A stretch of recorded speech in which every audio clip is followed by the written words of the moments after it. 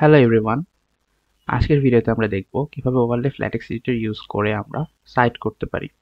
তো overlay ফ্ল্যাটেক্স এডিটরটা open করলে আপনি দেখবেন আপনার স্ক্রিনের একদম বাম পাশের পোর্শনের উপরে আমাদের প্রজেক্টের যে নেসেসারি ফাইলগুলো সেগুলো রাখা আছে। নিচের পোর্শনটা হচ্ছে আমাদের ফাইলের আউটলাইনটা, মাঝের পোর্শনটাতে আমরা আমাদের কোডগুলো বা লেখাগুলো লিখব এবং ডানের পোর্শনটা হচ্ছে এই কোড বা লেখাগুলো কম্পাইল করলে ফাইনাল পিডিএফটা দেখতে কিরকম হবে সেটার একটা প্রিভিউ। তো সাধারণত ওভারলিফে আমরা ডট টেক্স নামে যে ফাইলটা থাকে সেটাই হচ্ছে আমাদের যাবতীয় লেখাগুলো লিখি। তো আমার ক্ষেত্রে সেই ফাইলটার নাম হচ্ছে মেইন ডট টেক্স। আপনাদের ক্ষেত্রে এটা অন্য কোনো নামের হতে পারে বা আপনারা চাইলে নিজেরা অন্য কোনো নাম দিয়ে নিতে পারেন। তবে বিবলিওগ্রাফি বা হচ্ছে সাইটেশনের জন্য আমাদের একটা ডিফারেন্ট ফাইল ইউজ করতে হয়, সেটা হচ্ছে ডট বিব ফরম্যাটে থাকে। আমার ক্ষেত্রে সেটা বিবলিওগ্রাফি ডট বিব। তো আমি যদি এই ফাইলটাতে আসি এবং স্ক্রোল করে একটু নিচের দিকে যাই তাহলে দেখবেন এখানে হচ্ছে আমার সাইটেশন করার জন্য বেশ কিছু জায়গা আছে। আপনার যদি হচ্ছে আপনি একদম ডিফল্টটা ইউজ করেন তাহলে আপনি হয়তো দেখবেন এখানে কিছু সাইটেশন আগে থেকে করা আছে।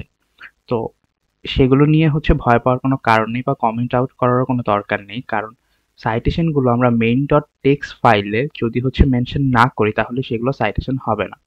সো বিব ফাইলে যদি আমাদের 1000টাও সাইটেশন আমরা এন্ট্রি দিয়ে রাখি কিন্তু মেইন ডট টেক্সট ফাইলে সেগুলোকে কল না করি তাহলে একটা সাইটেশনও আমাদেরকে আমাদের যে ফাইনাল আউটপুট পিডিএফ সেটাতে দেখাবে না। তো ওভারলিফ ইউজ করে আমরা যদি হচ্ছে সাইট করতে চাই, এই বিবলিওগ্রাফি ডট বিব যেই ফোল্ডারটা সেখানে এসে আমাদের বিবলিওগ্রাফি যে সাইটেশনটা সেটা পেস্ট করতে হবে।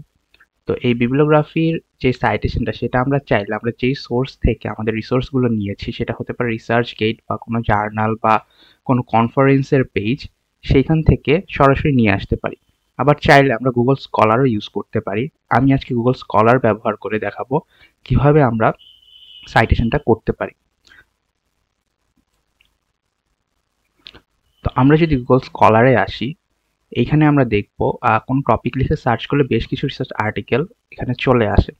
প্রতিটা রিসার্চ আর্টিকেলের নিচে এখানে সাইট বলে একটা অপশন থাকে।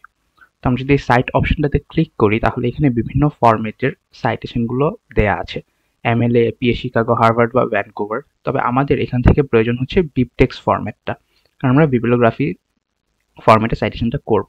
আমরা যদি এখানে বিবটেক্সে ক্লিক করি তাহলে আমাদের এখানে এরকম একটা অন্য পেজে নিয়ে যাবে।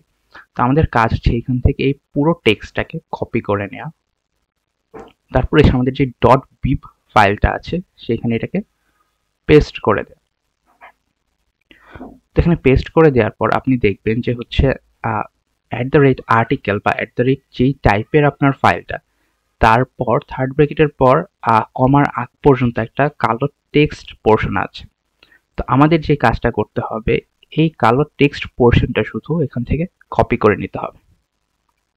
কপি করে আমরা যেই ডিজায়ার্ড পার্টটাতে সাইটেশনটা করতে চাই সেই পার্টটাতে চলে আসব, মেইন ডট টেক্সট ফাইল বা আপনার যে টেক্সট ফাইলটা আছে সেটাতে।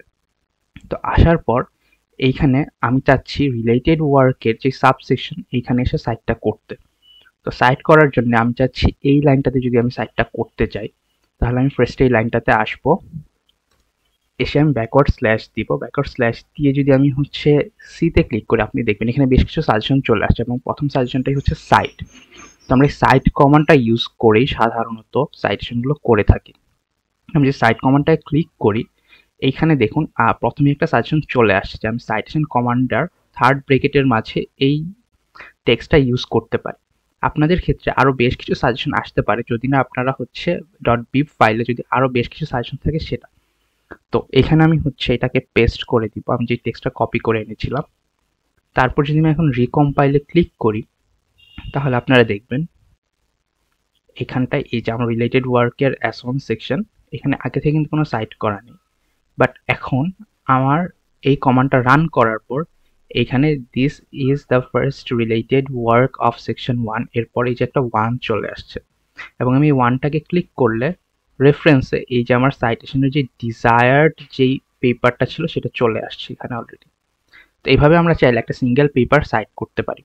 বাট অনেক সময় আমরা একটা সিঙ্গেল লাইনে একাধিক পেপার সাইট করতে চাই। তো সেই ক্ষেত্রে আমাদের যেটা করতে হবে, আমাদের কমান্ডে কোনো চেঞ্জই আসবে না তেমন, শুধু আমাদের এই ফার্স্ট সাইটেশনটার পর আমরা একটা কমা দিব, কমা দিয়ে একটা স্পেস দিয়ে আমরা ডিজায়ার যে আমাদের সেকেন্ড পেপারটা, ধরুন আমাদের ক্ষেত্রে এটা আমরা ইউজ করতে পারি, সেটা আমরা আগের মতোই সেই বিবটেক্স ফাইলটাকে হচ্ছে কপি করে নিব। কপি করে এখানে ডট বিব যেই ফাইলটা আছে সেখানে পেস্ট করে দিব। পেস্ট করে আগের মতোই আমাদের থার্ড ব্র্যাকেটের পর কমার আগ পর্যন্ত যেই কালো কালারের টেক্সট আছে সেটা আবার আমরা কপি করে নিব। তারপর আমরা ডট টেক্সট ফাইলটাতে আবার যাব, যে কমা দেওয়ার পরের অংশটাতে সেটাকে আবার পেস্ট করে দিব। পেস্ট করে যদি আমরা রিকম্পাইল বাটনে ক্লিক করি,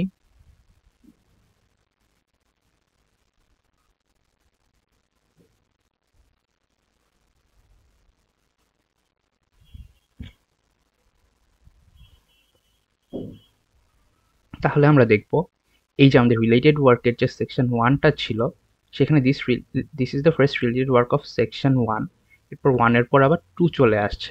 এইভাবে আমরা চাইলে মাল্টিপল যেই রিসোর্সগুলো আছে সেগুলোকে সাইট করতে পারি। আবার আমি যদি চাই যে হচ্ছে আমার যে ফার্স্টের পেপারটা সেটা একাধিক জায়গায় সাইট করতে, তখন আমরা চাইলে এখানে আগের মতোই যেই হচ্ছে আমাদের কমান্ডটা ছিল ব্যাকস্ল্যাশ সাইট, তারপর আগের যেই হচ্ছে আমার যেই ডিজায়ার্ড ফাইলটার হচ্ছে নেম সেটা আমি ওখানে দিয়ে দিব, যে ডিজায়ার্ড আমার রিসোর্সটা। তারপর আমি যদি রিকম্পাইলে ক্লিক করি তাহলে দেখা যাবে এই S2 সেকশনের আন্ডারে আবার সাইটেশনটা এই 1 নাম্বারটা চলে আসছে। এই নাম্বারটা কিন্তু সেম থাকবে একটা ফাইলের জন্য, আমার একটা রিসোর্সের জন্য একটা নাম্বারই অ্যালোকেশন থাকবে through out the paper, but আলাদা আলাদা পেপারের জন্য নাম্বারটা ডিফারেন্ট হবে এবং এটা ওভারলিফট নিজে থেকেই সিলেক্ট করে দিবে, আমার আলাদা করে কোনো কিছু করতে হবে না। এবং আমি এখানে যদি 1-এ ক্লিক করি, যে 1-এ হচ্ছে সেই ফার্স্টের পেপারটা এবং 2-তে সেই সেকেন্ড যেই পেপারটা আমি সাইট করেছি সেইটা,